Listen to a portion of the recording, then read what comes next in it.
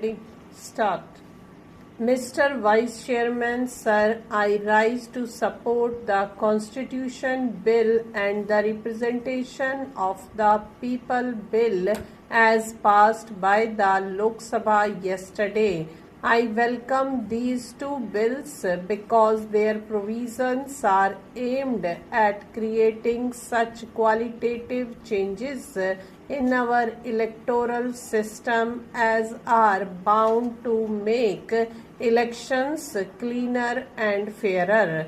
To sustain democracy in the desired spirit, elections have to be as clean as fair as possible, and it is on the basis of the experiences certain changes are proposed to be made in the election laws of the land based on our experiences after the passing of the Representation of the People Act by the Parliament. We must not forget, as my friend was just saying, that there has been a lot of talk about such reforms. On the one hand, the opposition parties have been demanding, and on the other, our ruling party and Congress party has also had its own exercises on the subject. As the minister was telling us, in early 70s, a joint parliamentary committee discussed this problem. And last year, I must tell you, our own party, the Congress Parliamentary Party, had its workshop on this very subject. After the parliamentary committee party's discussions, first of all, the parliamentary party discussed it. Then the Congress Working Committee and the AICC discussed it. And after the recommendations of the AICC were available, the Prime Minister consulted various opposition parties on the subject. After all this, as promised by the Prime Minister earlier, this session has been extended just to pass these two bills. Thereby, the ruling party will be fulfilling one of the very important promises made to the electorate. As the 52nd Amendment to the Constitution went a long way in preventing defection amongst political parties, these changes in the election law are also going to have far-reaching consequences, and they are bound to make elections much cleaner, and that is the reason why these changes are most welcome. But we must not forget that it is always a continuing process in a democracy. You cannot have an ideal law just today or at any particular time.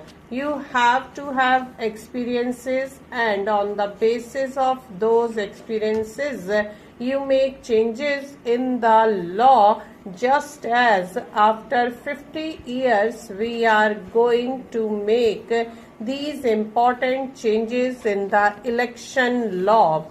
Our electoral system is based mainly on the British pattern. Our election law is based on the British election law, but so far there were two main differences.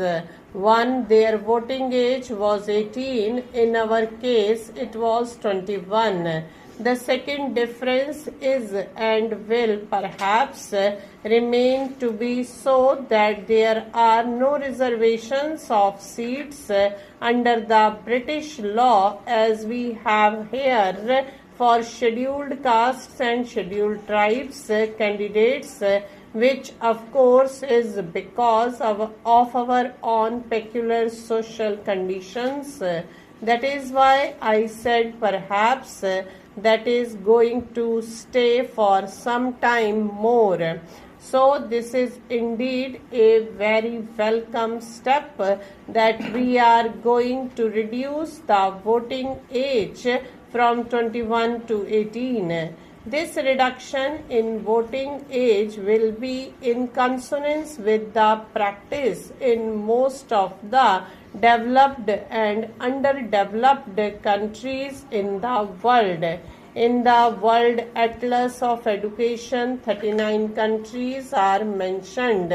In 35 countries out of 39, including USA, UK, etc., the voting age is 18 years. In one case, namely Japan, the voting age is 20 years, and in only 3 cases out of 39, the voting age is 21 years.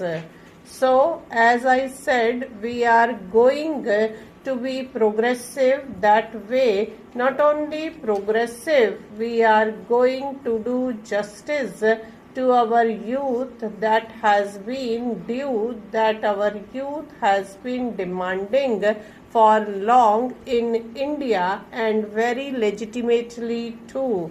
I do not know in how many countries they can contest also. I do not have that information.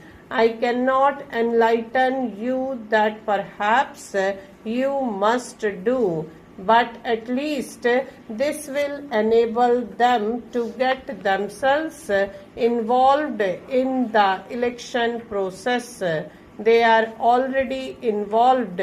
They already take out processions. They do everything. They address meetings also. Only they do not vote. But no election is fought without the help of our young friends. So they are there. At 18 years, they are sufficiently literate, also educated. I think more than 70% in the age group of 18 to 21 years are literate. When the founding fathers of our constitution adopted universal adult suffrage, what was the incidence of education in India?